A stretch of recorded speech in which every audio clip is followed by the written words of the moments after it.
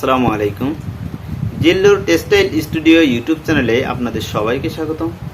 আমি এই ইউটিউব চ্যানেলে টেক্সটাইল সহ বিভিন্ন বিষয়ে ভিডিও আপলোড করে থাকি।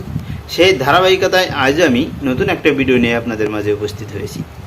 আজকের এই ভিডিওতে আমি আপনাদের সামনে শেয়ার করব কিভাবে জব অ্যাপ্লিকেশন করার সময় যে সিভি থাকে সিভির রিনেম করতে হয়।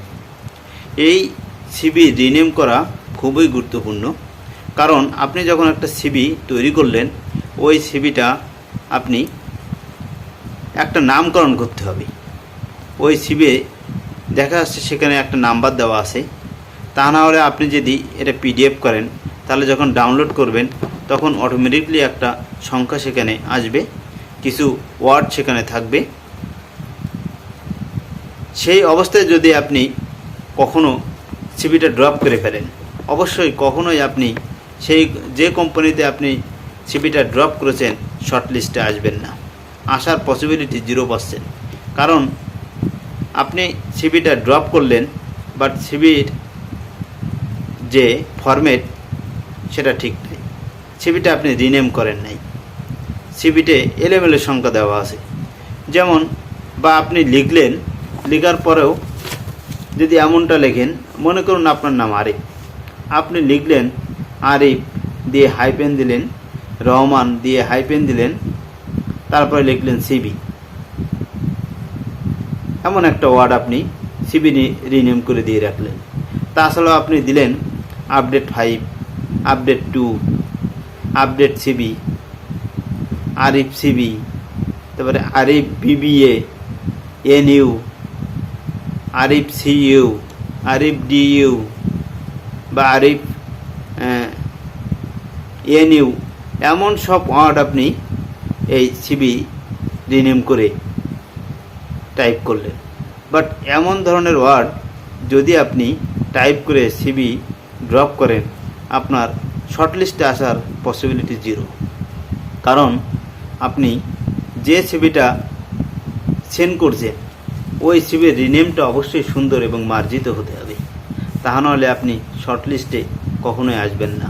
কারণ আপনি অনেক স্টাডি করেছেন, অনেক এডুকেশনাল ব্যাকগ্রাউন্ড অনেক হাই, বা আপনার রেজাল্ট অনেক হাই, বাট আপনি এই ভুলগুলা করার জন্য আপনি অনেক দিন ধরে জব ট্রাই করছেন, বাট আপনি জব পাচ্ছেন না, বাট আপনি জবটাকে মুভ করতে চাচ্ছেন, বাট আপনি তেমন জব খুঁজে পাচ্ছেন না।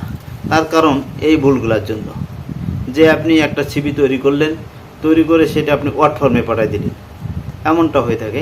আবার এমন করলেন যে ওয়ার্ড ফর্মে তৈরি করার পরে আপনি পিডিএফ করলেন, ওর ভিতরে দেখা যাচ্ছে পিডিএফ করার পরে ওয়ার্ডগুলো এলোমেলো হয়ে গেল, সে অবস্থায় পাঠিয়ে দিলেন।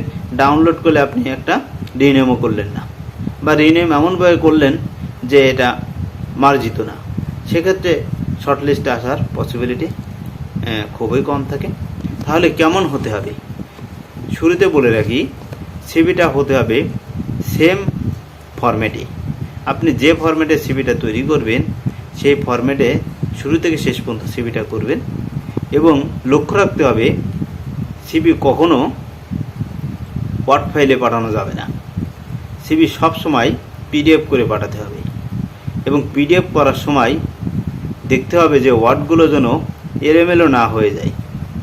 পিডিএফ আপনি করলেন, করার পর ওপেন করে দেখতে হবে কোনো ভুল হলো কিনা, বা ওয়ার্ডগুলো এলোমেলো হলো কিনা। অনেক সময় দেখা যাচ্ছে ওয়ার্ডগুলো এলোমেলো হয়ে যায়।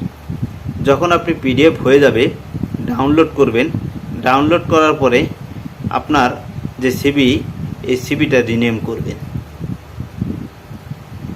রিনেম করে সিভির যে ফাইল, এই ফাইলটাকে রিনেম করতে হবে। এখন সেখানে মার্জিত ভাষায় আপনি লিখতে পারেন CV of Ariful Rahman for the position of, আপনি যে পজিশনে অ্যাপ্লাই করবেন সেই পজিশনের নাম লিখবেন। ধরুন আপনি একজন ইন্ডাস্ট্রিয়াল ইঞ্জিনিয়ারিংয়ে জয়েন করবেন এবং আপনার নাম আরিফ, তাহলে কিভাবে লিখবেন? CV of Ariful Rahman for the position of industrial engineering, এমনভাবে লিখতে পারেন। বা এমনভাবে হতে পারে for the position of industrial engineering. তবে সব থেকে বেটার হবে এমনভাবে লিখলে CV of Ariful Rahman for the position of industrial engineering. এমন ওয়ার্ডগুলো আপনাকে, এবং এমনটাও করতে পারেন আপনি সিবি যখন পাঠাবেন মেলের মাধ্যমে, সাবজেক্টে নিশ্চয়ই আপনার পজিশনের নাম লিখতে হবে, application for the position of industrial engineering. Same কথাটা কপি করে আপনি আপনার যে সিবি থাকবে সিবির ফাইলে রিনেম করতে পারেন। রিনেম করার পরে এই ফাইলটাকে কপি করে নিয়ে আপনি আপনার মেলে অ্যাটাচ করবেন। তাহলেই আপনার সিবিটা অনেক রিনেমের যে ভাষা অনেক মার্জিত হবে, এবং আপনি ইন্টারভিউ কল পর আসা অনেক বেশি থাকবে। আপনি শর্টলিস্টে আসার পসিবিলিটি অনেক বেশি থাকবে। দেখা যাচ্ছে আপনি অনেক কিছু জানেন বা অনেক স্টাডি কোয়ালিফিকেশনও অনেক ভালো, আপনি যদি এই জবটাই ইন্টারভিউ ফেস করেন তাহলে আপনার জবটা হওয়ার সম্ভাবনা আছে, বাট এই ভুলের জন্য আপনি সেখানে শর্টলিস্টে থাকবেন না। আশা করি ভিডিওটা কিছুটা হলেও আপনাদের হেল্পফুলে আসবে এবং কিছুটা হলেও আপনাদের ভালো লাগবে। যদি এই ভিডিওটা আপনাদের ভালো লাগে অবশ্যই সাবস্ক্রাইব করবেন, আর যদি ভালো না লাগে তাহলেও সাবস্ক্রাইব করে পাশে থাকবেন। আমি যেহেতু টেক্সটাইল সহ বিভিন্ন বিষয়ে ভিডিও আপলোড করে থাকি, এর ভিতর থেকে কোনো একটা ভিডিও আপনাদের ভালো লাগবে ইনশাআল্লাহ। Thank you all. আল্লাহ হাফেজ।